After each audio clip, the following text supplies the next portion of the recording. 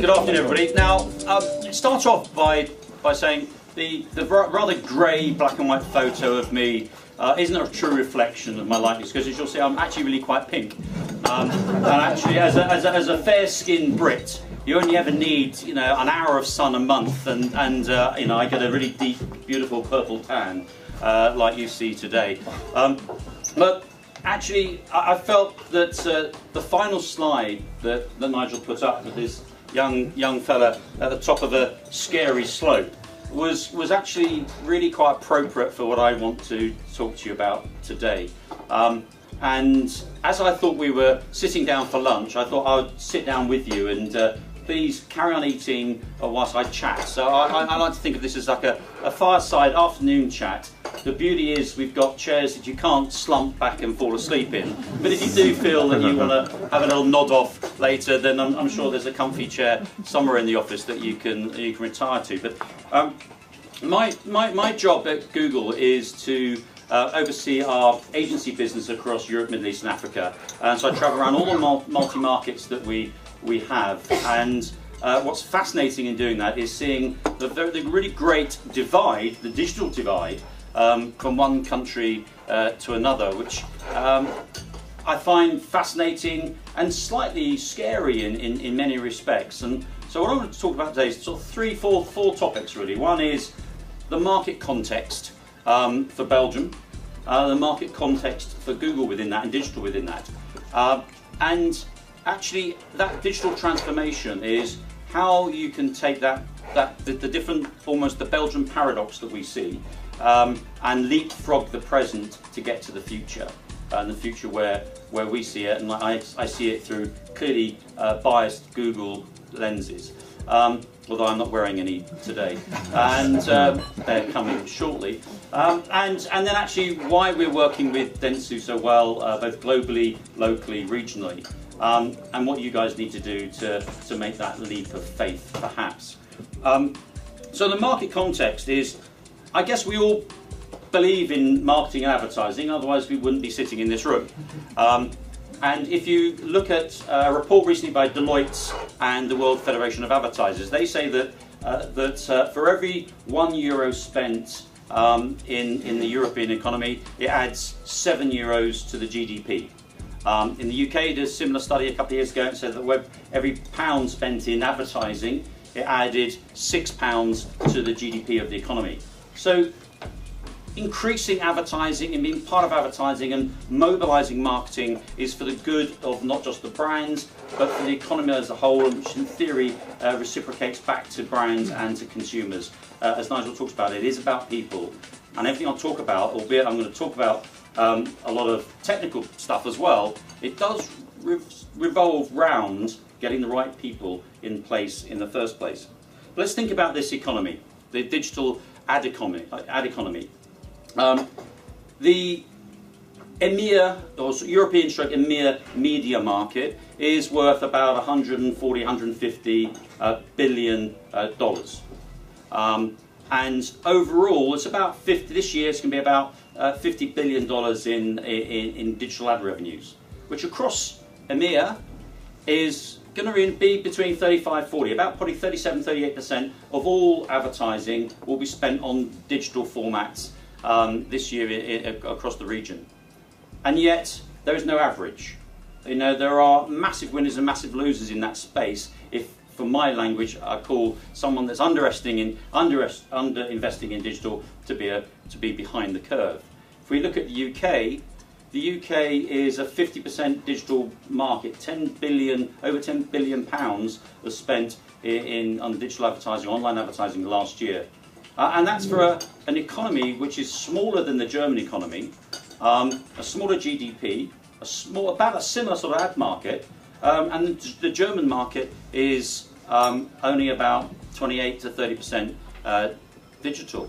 It's still dominated by what I would consider the old, politically motivated old guard print guys of Axel Springer, especially in Germany. You look at France, again, heavy TV, heavy print presence, again, struggling to get to 30% digital. with the same size population as the UK, but again, massively different in terms of its digital take-up, of its digital perspective. Why are the consumers in Germany and France so far behind the UK? If you look at then France, if you look at, sorry, go further south, you look at Spain and Italy, well, they've both got duopolies of television, and as a result, they're stagnating the rate of change because of the over-dependence by advertisers and the community on the duopoly that runs and forces the pace of change. So the pace of change is slow. They're 20-25% of their business is digital, and yet the consumers are all online. We heard it earlier about the rate of change of the consumers' adoption of digital, way ahead of perhaps the industry to stack up. You get to Netherlands, and it's, again, similar to the UK, it's about 50% digital market, a really advanced programmatic digital environment. And actually, from my perspective, one of our really advanced digital markets in the way we're thinking and working with advertisers in the general ecosystem. And then you get to Belgium. And there's a paradox. The paradox is that the consumers are highly engaged. You've got 100% broadband coverage. You've got 60% of the population are using e-commerce, but this e-commerce is coming from abroad. You're importing all of your e-commerce. The local markets are behind, and actually, the sophisticated, I can't even say it. The sophisticated consumer is there, but the advertisers are not. It's strong on e-commerce, so there's a huge opportunity for Belgium to grow its own in-house economy. How's it going to do that? Well, it's not too late to get on board, is what I'm here to say. It's not too late for you guys to leapfrog the present and reach the future. There is, as Nigel was alluding to, a lot of noise in the market at the moment. There's been a lot of noise this year about brand safety, about viewability, about measurement, about actually transparency with programmatic advertising. All these issues are there to sort of deflect your future plans. So I'm not going to talk about them today, but I'm happy to talk in the Q&A about anything to do with those issues. But for now, I think it's time to choose partners. It's time for you guys to choose the right partners, choose the right technology, to choose the way that you want to think about the future. It's time to make some very difficult choices, and one of those difficult choices, I would argue, is about moving your business to the cloud. Now, you might be thinking, what's this media bloke wants to talk to us about the cloud computing? He doesn't know anything about it, and that'd be true. I don't really know much about it, but I'm here to stimulate some thinking about it. The cloud for us is how you take advantage of the technology, the advantage of machine learning, whether it's for healthcare, whether it's for financial services, whether it's for media. The cloud allows you to navigate and interrogate data pools and information that sits within every one of your organizations that actually humans can't interrogate at the pace of change. And it needs to be the partners you choose to help you go down that route will make a difference to your business over the course of the next 10 years. As Nigel said just a few moments ago, we tend to overestimate the present and we underestimate the future. But if you're going to get to the future, you actually have to invest in the present. And investment does mean making some quite tricky choices. At the heart of digital transformation today, I see the cloud and I see machine learning at that heart. Google was a search business. Its mission was to navigate the world's information and make it universally accessible to all comers. We then became a mobile-first company. Consumers are going on mobile. The next 2 billion we talk about consumers going online will be on mobile devices. We're now an AI first company. We're now into machine learning at the core of what we do. It brings power to customers, it improves security, improves reliability, it improves data analytics, and it allows us to really navigate the future with human inputs. And as your businesses shift online, and as you get more and more consumer interaction, and you get more knowledge from your consumers, more information about those consumers, machine learning and tools that are readily available, and I'll talk about in just a second, will enable you to build better products that your consumers will love, and enable you and your workforce to be streamlined. Yes, as Nigel said, there may be a change in job cultures, but enable you to move faster. And a quote that I love is that it's no longer going to be about the big fish eating the small, it is the fast fish that will be eating the slow. And it is about the speed of adoption of this technology and how to use it that is super important. Sundar Pichai, our CEO, recently said that machine learning is a core transformative way by which we at Google are rethinking how we're doing everything. Now is the right moment to invest in these technologies. On the consumer side, almost everything we do now is based on machine learning, whether it's understanding Gmail, whether it's looking for identifying data within our vast data resources, whether it's using in Translate or recognizing copyright on YouTube. It's a core part of our business. And in the broader sense, it's what we want to give to everyone. So, we are building tools and creating tools now that enable every customer of ours, whether it be agencies, whether it be clients, to engage in learning machine learning.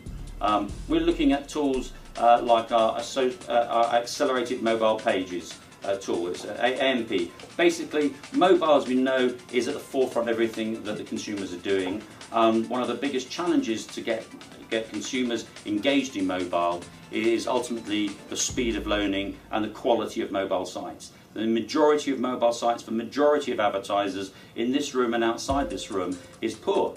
They're too often the same desktop site just repurposed for mobile, and they're not built for the consumer. Accelerated mobile pages enables us to really look into the heart of those mobile pages and advise customers how to change them, how to make it acceptable for the consumer and fast to use.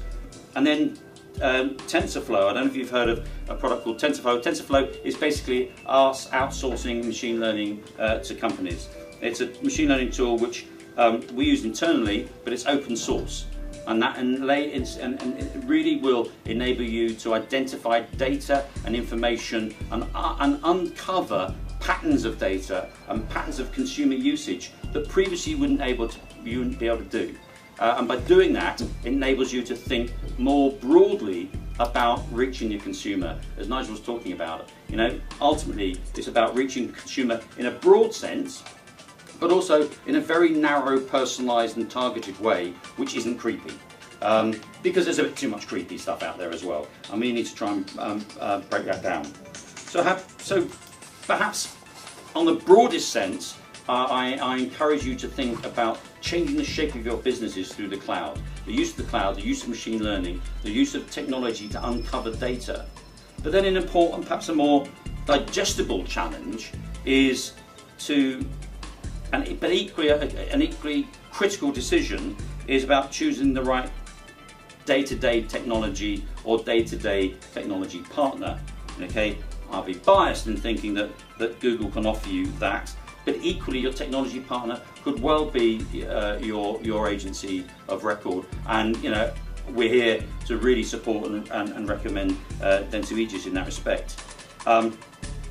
What we call this transformation of use of technology in the Northern Europe is managing the ecosystem, by which in simple terms it's about managing your data activation and automation.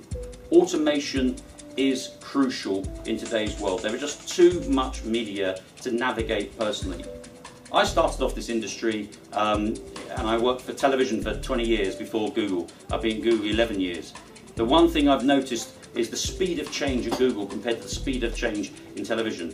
TV buying, when I first started it, was a deep skill, because you had to memorize everything and do it by hand. Nowadays, TV buying and most other media buying is not a deep skill, but search and digital navigating, planning and buying, I consider to be a really deep cognitive skill, because they have to be expert at so many different layers within the business that other broad media do not.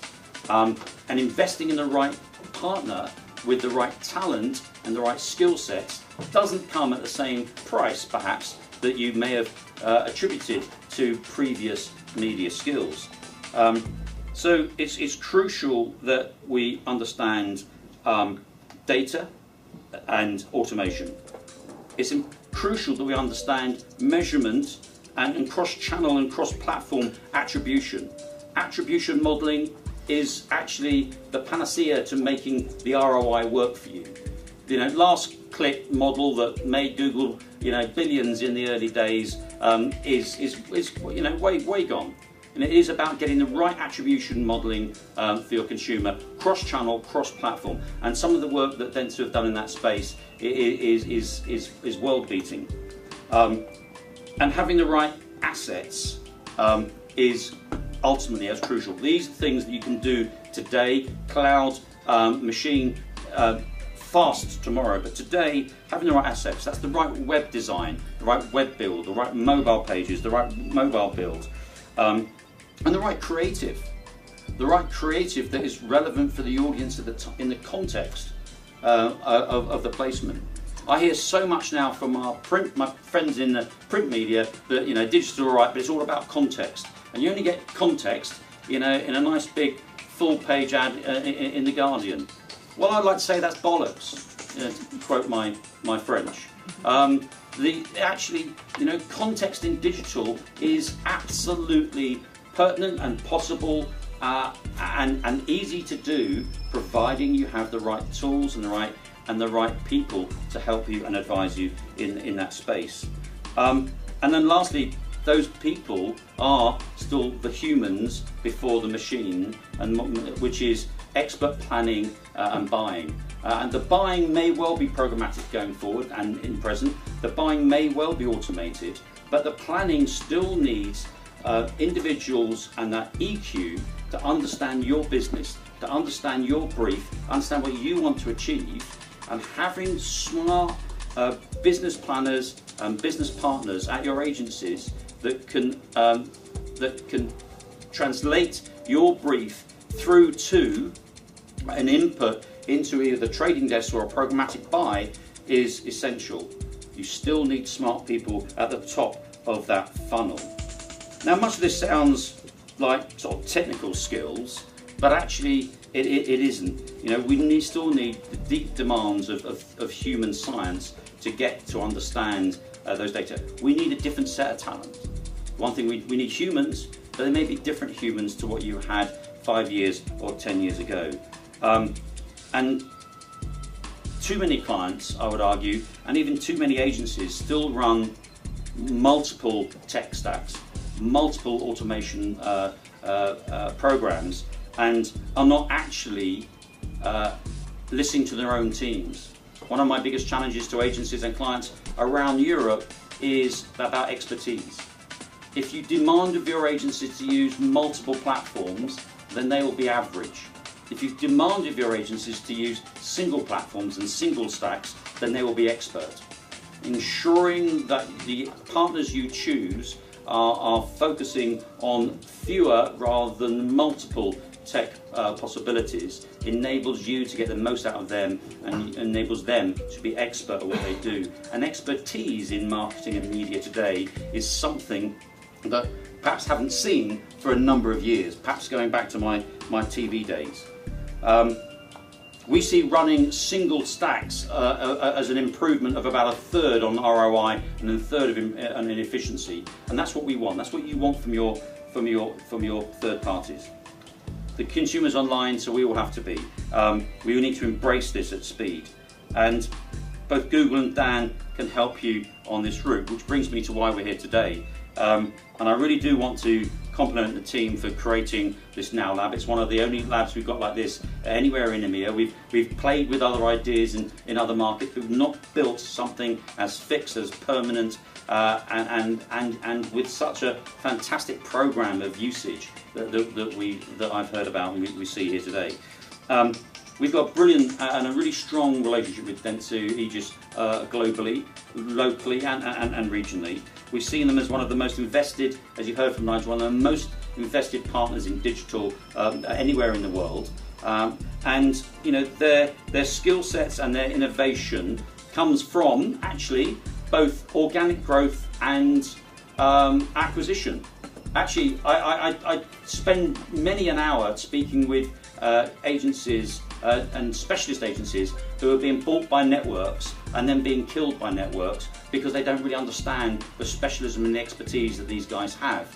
I honestly say, sitting here, albeit Dentsu are buying my lunch, but Dentsu Aegis have been the one network that has made investments in digital skills, both organically but by acquisition, and have really moulded those into the fabric of their organisation and have changed the shape of their organisation as a result.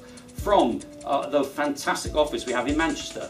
I mentioned Manchester, too much in the news in the last few days, but the office in Manchester in the UK is one of the most advanced digital agencies in the UK. iProspect, born out of digital and born out of search, is one of the leading lights in search advertising around the world. The acquisition of Merkle just last year was a phenomenal event in the industry, probably not heralded as much as it should have been, for the fantastic data and activation insight that they're going to get from Merkle. And the fact that Merkle already owns a small digital agency called Periscopics, one of the single best digital agencies in the UK, really enhancing their skills. The same with buying into agencies around the world, even one here locally is Net Society, formed by some ex-Googlers. So the understanding of programmatic and customer journeys is the heart of Dentsu's business. The understanding of how that attribution modelling works is at the heart of the business, and we've together worked and built, helped them build this. One of the tools I hope they use with you, called the TV Stack, which ultimately demonstrates the ability to cross-platform look at the reach and frequency and optimum coverage from TV to online. It's a brilliant tool. I think it's the best in the world that I've seen, and it's something that for our YouTube business we think is absolutely crucial to get that cross-media attribution right. And I'm really excited to see what we can do future in Nowlabs and how I can perhaps export that to other markets if we can do so. So how do you get on board? I say I don't think it's too late to join this party, but it does involve making broader decisions beyond just media. It's no longer, as I say, about the big fish eating the small. It is about moving fast. It's about the fast fish eating the slow.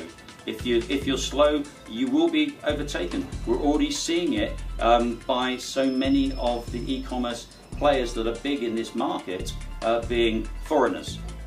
Why do we want that to be the case? We need to invest locally to get ahead of the curve. Decisions on choosing your right partners are utterly crucial, and in that I say those partners could be Dentsu Aegis, it could be Google, it might be Accenture or Deloitte, who do an overall bigger picture cloud play for you. But Nigel would shoot me if I was to encourage that, and quite rightly so, because that's exactly where Dentsu can aid and abet your growth. The Belgian ad economy is a healthy ad economy. It's $5 billion.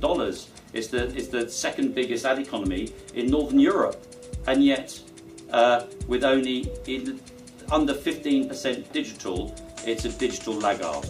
So I genuinely suggest that if you want to leapfrog that laggard present into an advanced future, going with the cloud, going with machine learning, going with the right partners is the route to go forward.